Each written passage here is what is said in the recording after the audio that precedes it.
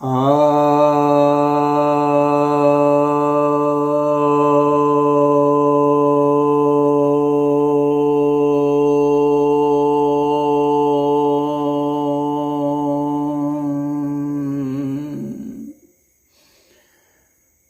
सभी भक्तजनों को सप्रेम नमन।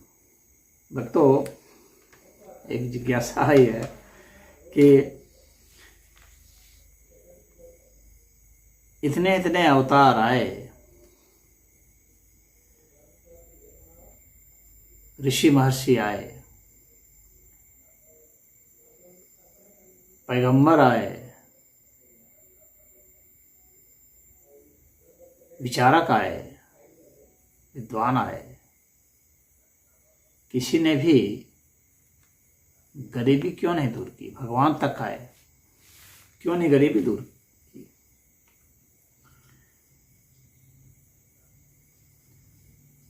यह तो सत्य है कि पहले भी मनुष्य गरीबी से जूझता रहा है, मध्यकाल में भी जूझता रहा और आज भी जूझ रहा है।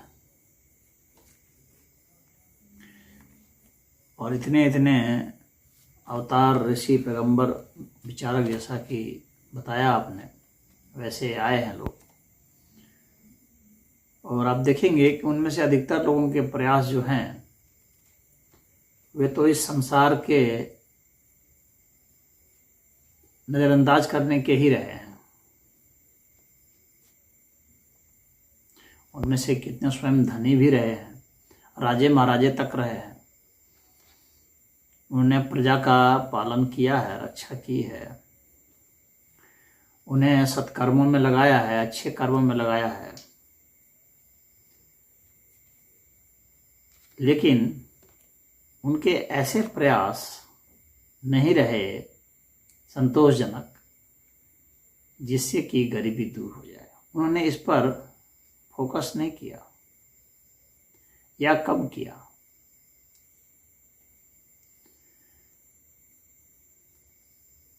इसके क्या कारण हैं? कारण यह है कि यह व्यावहारिक है और यह जो है महज शब्दों के खेलने से पूरा नहीं होने वाला।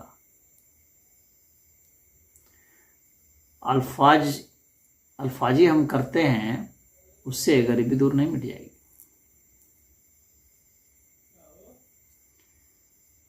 ये तो ठोस जमीन पर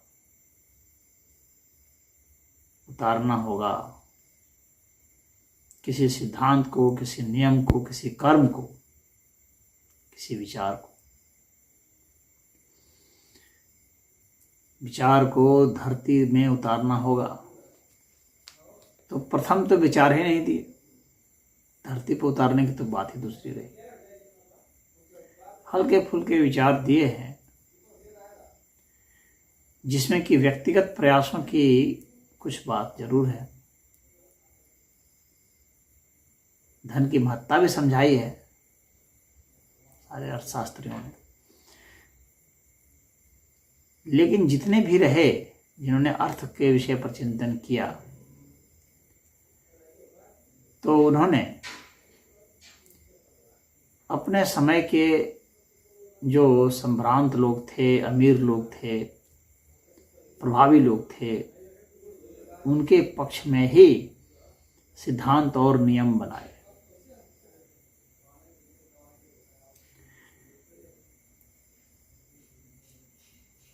या तो सीधा कह दिया कि भाई इस संसार में क्या रखा है, इस संसार से जितना जल्दी हम चले जाएं उतना अच्छा है।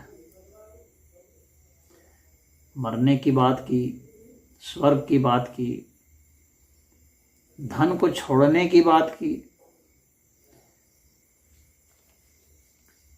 हाँ, धन को दान देने की भी बात की। यह भी कहा गरीबों को दान दे दो।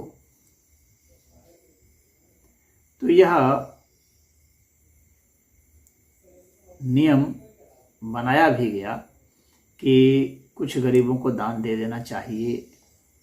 लेकिन वे सब जो है वे सब उपदेशात्मक थे।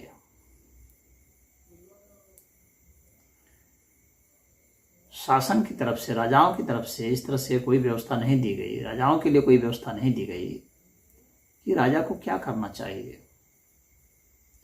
शासक को क्या करना चाहिए। आज के भी जो अर्थशास्त्री हैं वे जो है बस अधिक से अधिक किस तरह से जो बहुत ज़्यादा ही गरीब हैं वे कैसे जिंदा रह सकें और कैसे वे अपने बच्चे जन्मा सकें और पाल करके अपने जैसा ही बना सकें, इतने तक की ही व्यवस्था देकर गए। कोई कुछ राशन दे दिया, किसी ने कुछ कपड़े भी दे दिए और एक कोठरी भी बनवा दी। इस तरह से उसके जीने की स्थिति को कुछ तो बेहतर बना दिया, कुछ स्वास्थ्य सुविधाएं भी दे दी गई। लेकिन अमीरों के इस प्रकार के सहयोग से तो गरीबी तो नहीं मिट सकती है, जिंदगी कुछ बच सकती है।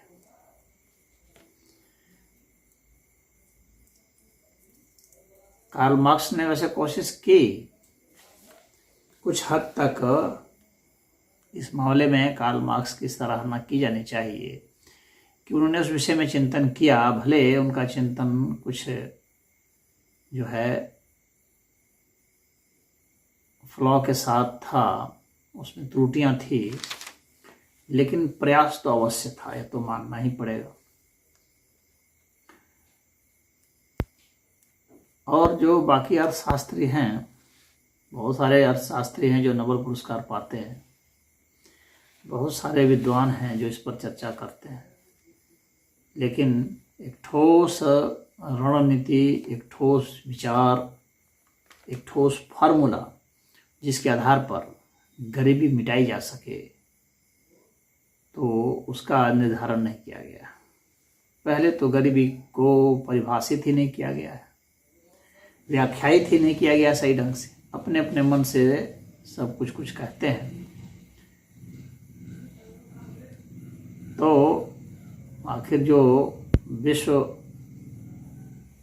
की संस्थाएं हैं वे भी गरीबी को पूरा व्याख्यायित नहीं करती हैं, बस कुछ एक मोटे तौर पर एक लाइन खींच देती हैं, कहती हैं कि इतना ही जिसकी आमदनी है वह गरीब है। लेकिन यह जो है यह प्रमाणिक नहीं हुआ, उसके पीछे आधार नहीं दे पाए कि आखिर क्यों आपने इतना ही रखा, क्यों आपने प्रतिदिन $2 की आमदनी ही रखी, क्यों नहीं $200 की रखी, क्यों नहीं $20 की रखी। तो उसका एक्सप्लेनेशन कुछ सही नहीं दे पाते। तो पहली बात है कि गरीबी की व्याख्या नहीं है। हम लोग का संविधान है, आप देख लीजिए, इतना बड़ा संविधान लिखा गया है, डॉक्टर भीमराव अम्बेडकर जी ने लिखा है, और भी बहुत सारे लोग शामिल थे उसमें।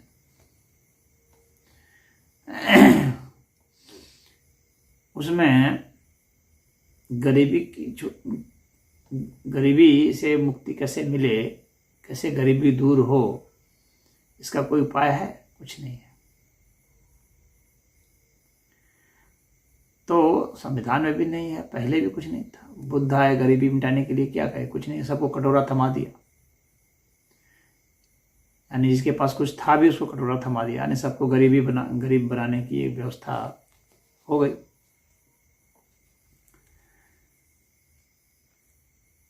तो जिनका हम लोग बहुत गुणगान करते हैं, उन्होंने गरीबी के सिवा और कुछ नहीं दिया। जिनका हम लोगों ने बहुत गुणगान किया है वो बस यही कहे कि तुम्हारे पास जो है उसको दे करके हट लो। ये तो माया है ऐसा कहा करके भरमा दिए। माया भी छोड़ दो, पता नहीं माया छोड़ने से राम मिलेंगे कि नहीं मिलेंगे। पता चला माया भी छूट गई, राम भी नहीं मिले तो उसकी तो अधोगति हो गई। दोनों गए, दोनों तरफ से गए। तो ऋषि महर्षि जितने आए उन लोगों ने ऐसा किया। मोहम्मद साहब आए, उन्होंने अपने अनुयायियों को गरीबी मिटाने के लिए एक नया फंडा दिया, चोर उचक्कों वाला, डाकू वाला, जाओ जाकर लूट लो। जो मुस्लिम नहीं हैं उनकी संपत्ति लूट लो और इस तरह से अपनी गरीबी मिटाओ तो पूरे समाज को लुटेरा बनाने की स्कीम पर काम किया। ऐसे लोग पैगंबर कहलाए। तो इनका तो गरीबी को दूर करने का ये फार्मूला रहा। बाकी लोग इस आशाओं में जीते रहे कि भगवान हमें दे देंगे। कुछ लोगों ने इसका भरोसा दिलाया कि ईश्वर देंगे, ईश्वर ही देते हैं। यानी इस व्यवस्था को दोष नहीं दिए। ईश्वर देंगे तो उसकी कृपा पर उसका भजन करते रहो। और यह भी बताते रहे कि तुम गरीब हो तो यह तुम्हारे पिछले जन्मों के कर्म का फल है। यह भी बताते रहे। यानी गरीब के ऊपर ही थोप दिया गरीबी की जिम्मेवारी। ठीक है, उसकी भी जिम्मेवारी होगी, लेकिन सारी जिम्मेवारी उसी की है। ऐसा कह करके बच गए। विद्वानों की कोई जिम्मेवारी नहीं है, अमीरों की कोई जिम्मेवारी नहीं है, राजाओं की, शासकों की कोई जिम्मेवारी नहीं है। उस बेचारे गरीब को कह दिया। एक तो बेचारे ऐसे गरीबी का मारा, भूखा बेचारा, उसके ऊपर लानत का भी मारा हो गया, उल्हाना भी दे दी। क्या तुम गरीब हो, बहुत कुकर्म किए होगे, तभी तो गरीब हो।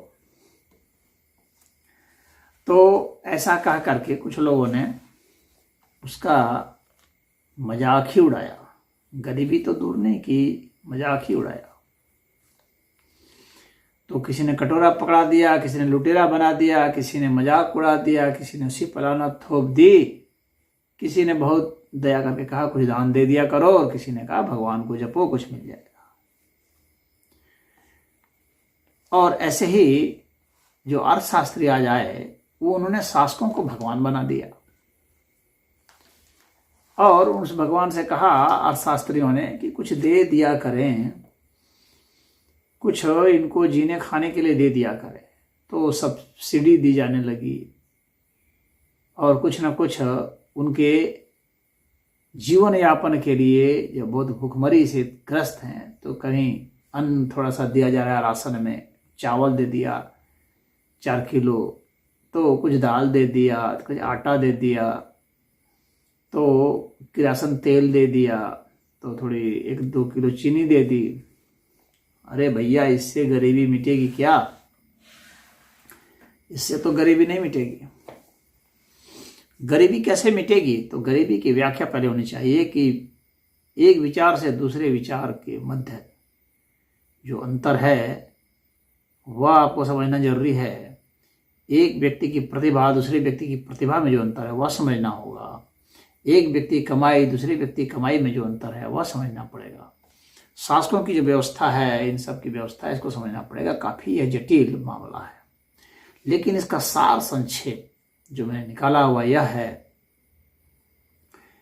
कि दुनिया में चाहे कोई भी व्यक्ति हो, उसकी प्रतिभा का जो अंतर है वह 20 और 1 है। अधिकतम 20 और न्यूनतम 1 है। इससे ज़्यादा प्रतिभा का अंतर नहीं होता। अगर आप IQ टेबल भी देखेंगे इंटेलिजेंस टेस्ट करने के लिए, तो उसमें भी अधिकतम जो अंतर आता है, न्यूनतम जो है वह जो है 20-22 के आसपास है। जो अधिक से अधिक जो पागल टाइप के लोग होते हैं वो भी IQ टेबल में वो उसका 20 अंक आ जाता है। और अभी तक सबसे ज़्यादा जो विद्वान माने गए हैं, बुद्धिमान माने गए हैं, जैसे आइंस्टीन है, तो वैसे लोगों का 166 आया है, आइंस्टीन का रिकॉर्ड तोड़ा है किसी ने, एक अंक से, कोई सी लड़की ने, तो 167 आया है। तो 20 और 167 या 170 भी हम मान लें तो कितना अंतर होता है? 20 गुना का तो अंतर नहीं हो सकता है। 20 गुना का अंतर में तो 200 हो जाना चाहिए।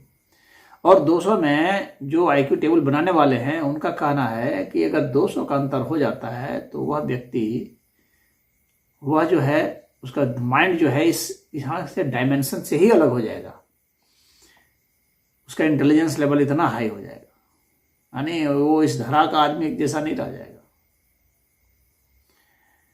तो जब प्रतिभा का अंतर इतना ही है इंटेलिजेंस में, तो आय का भी अंतर इतना ही होना चाहिए, यही सिद्धांत कहता है। उसी तरह से अगर आप फिजिकल पावर का भी अगर अंतर देखेंगे तो जो कमज़ोर से कमज़ोर व्यक्ति भी है वह भी 5 किलो तो उठा ही लेगा।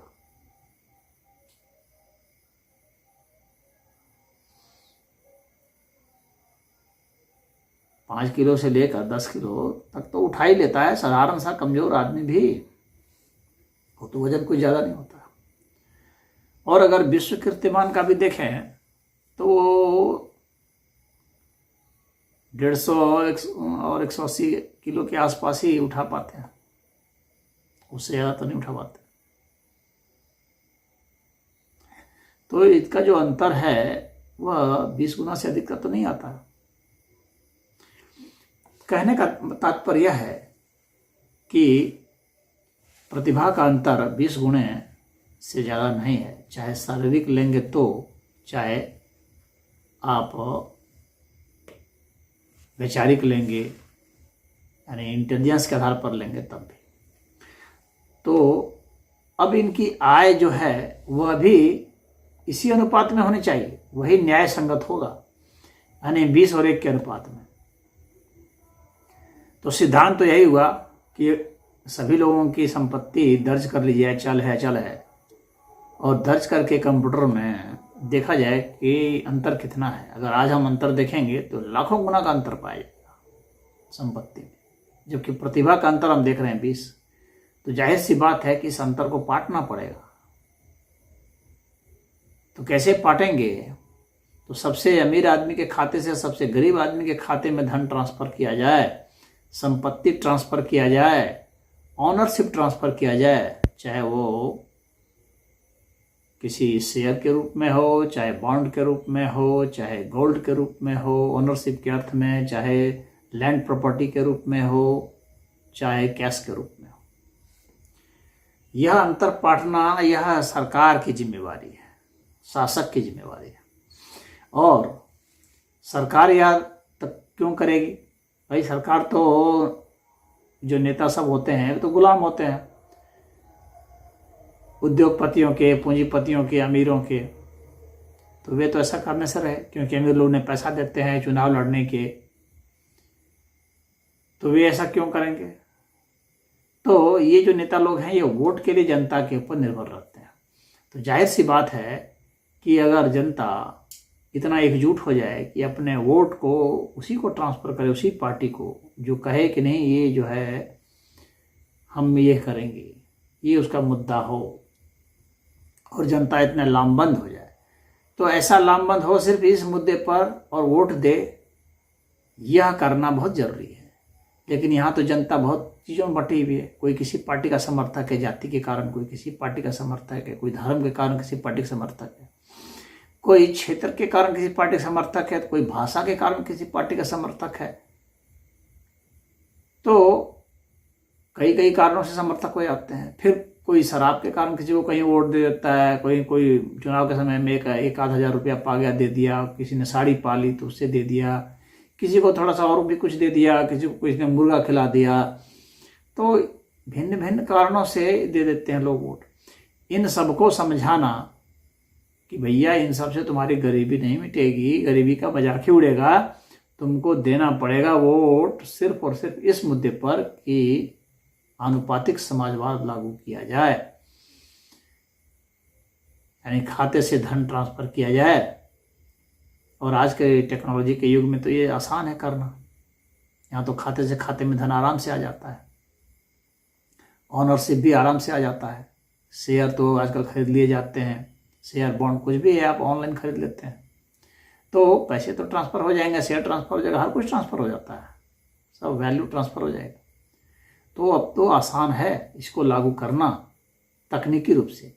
लेकिन इच्छा शक्ति की जहाँ तक बात है, राजनीतिक इच्छा शक्ति की, तो उसके लिए तो जनता को लामबंद होना पड़ेगा। और अगर सभी नहीं भी हों तो कम से कम इतने को तो लामबंद होना ही पड़ेगा जिससे कि सरकार बन जाए या तो अनिवार्य है, तब ऐसा होगा। अब कुछ लोग ऐसा कह सकते हैं कि इससे तो जो है पूंजीपति भाग जाएंगे, यहाँ से अपना पैसा ले जाएंगे। तो अगर सभी देशों में लागू हो गया तो कहाँ भागेंगे, एक सवाल यह है। दूसरी बात है कि इससे धन कमाने को हतोत्साहित नहीं किया जा रहा। ट्रांसफर करने के बाद वह पैसा वो अनावश्यक खर्च नहीं कर पाएंगे, बल्कि उनको उसको उत्पादन में ही उसको लगाना पड़ेगा। यह व्यवस्था सरकार करे। इसके लिए यह एक शर्त भी होनी चाहिए कि उसको जो है आप जो है यह जो धन दिया जा रहा है उस धन का उपयोग आप उत्पादन में ही कर सकते हैं, उससे कमाएंगे फिर आप खर्च करेंगे। तो इस तरह से उस उत्पादक बनाना यह ध्येय होना चाहिए। दूसरी बात है कि लोगों के पास जब धन आएगा तो पूंजीपतियों को नुकसान नहीं होगा। प्रथम दृष्टया तो लगता है कि नुकसान होगा, क्योंकि पूंजीपति के खाते से पैसा चला गया, भाई उसको ओनरशिप कई चीज़ में था उसको चला गया। लेकिन अगर आप देखेंगे तो ऐसा तो है नहीं कि उसको दरिद्र बना दिया गया, उसको तो बस उसको 20 और 1 के अनुपात तक में ला दिया गया, बस इतना ट्रांसफर किया गया। लेकिन जब धन सबके पास हो जाएगा तो क्या होगा कि ये खरीदेंगे ना धन को, धन से कुछ ना कुछ खरीदेंगे, तो कंपनियों को लाभ होगा, क्योंकि लोगों के पास पैसा होगा तभी तो लोग खरीदेंगे। लोगों के पास पैसा रहने देने देंगे तो खरीदेंगे कैसे? तो जब डिमांड हो जाएगी तो जाहिर सी बात है कि प्रोडक्शन भी कंपनियां बढ़ा देंगी, तो उनका मुनाफा भी बढ़ जाएगा, तो वो अर्जन उनका शुरू हो जाएगा। तो इस तरीके से हम इस समाज को ऐसा लेके चल सकते हैं जिसमें सभी लोग गरीबी से मुक्त हो जाए और अमीरी सिर्फ 20 गुनी हो और गरीबी सिर्फ 1 गुनी हो। उसके नीचे, एक से नीचे किसी का भी धन संपत्ति ना हो। यह हम लोग करेंगे तो ही गरीबी मिटेगी, यह ऐसा मेरा मानना है। और इसी उद्देश्य से जनता राज पार्टी का निर्माण करवाया गया है। अब यह आप लोगों के ऊपर है कि कितना इसको आंदोलन का रूप देते हैं और कितना जो है इस पार्टी को समर्थन देते हैं, ताकि आपकी यह हसरत पूरी हो जाए। अन्यथा हर बार वोट तो दे ही रहे हैं, जीवन तो बीत ही रहा है, हर बार वोट दे के आश्वासन तो मिल ही जा रहा है कुछ न कुछ, लेकिन उससे जीवन स्तर में बदलाव नहीं हो रहा है। आज भी गरीबों की संख्या, वर्ल्ड बैंक का रिपोर्ट है कि ये बढ़ती जा रही है, फासले बढ़ते जा रहे हैं अमीरों और गरीबों के बीच। इसको हमें समझना होगा।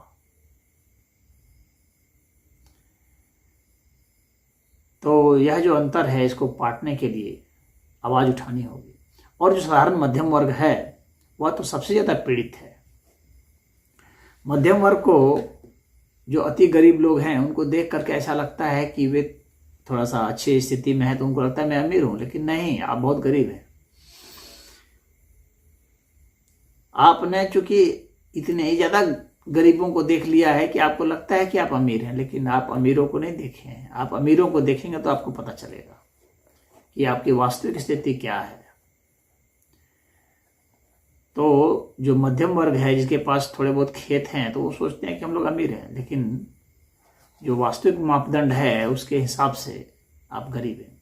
अमीरों की संपत्ति को आप 20 से भाग देते हैं और देखें क्या आपके पास उतनी संपत्ति है, तो आपको पता चल जाएगा कि आप अमीर हैं या गरीब हैं। तो मध्यम वर्ग तो वह है जिसके पास 19, 18, 16, 15, 14 ये इस अनुपात में धन है, बाकी तो गरीब ही है। तो जो गरीबों का एजेंडा इस कारण से रोक लेते हैं, इस वहम से कि वे अमीर हैं और उनके खाते से या उनका खेत या उनकी संपत्ति ले ली जाएगी, तो वे गलतफहमी में है, क्योंकि वे खुद भी गरीब हैं, उनसे नहीं ली जाएगी। जो सबसे टॉप अमीर हैं, जो देश के 2000 लोग हैं जिनके पास लाखों लाखों करोड़ की संपत्तियां हैं, हजारों करोड़ की संपत्तियां हैं, उनके खाते से अवश्य ही लिया जाएगा, क्योंकि यह समानता तभी आ सकती है, उपदेश से और बातचीत से नहीं आ सकती है। सरकार के पराक्रम से, सरकार के इस ठोस निर्णय से ही गरीबी मिट सकती है, और गरीबों को एकजुट होकर के आवाज़ बुलंद करने से ही गरीबी मिट सकती है। तो इस कारण से मैंने कहा कि जितने अवतार और पैगंबर और ऋषि आए हैं, तो वे सफल नहीं हुए, क्योंकि उन्होंने ऐसा ना कोई ठोस सिद्धांत बनाया, ना कोई निर्णय लिया कि इसको कैसे लागू किया जाएगा। बस ऐसे ही कह दिया, कटोरा थमा दिया तो कह दिया लूट लो, तो किसी ने कह दिया कि चलो थोड़ा बहुत दान दे दो।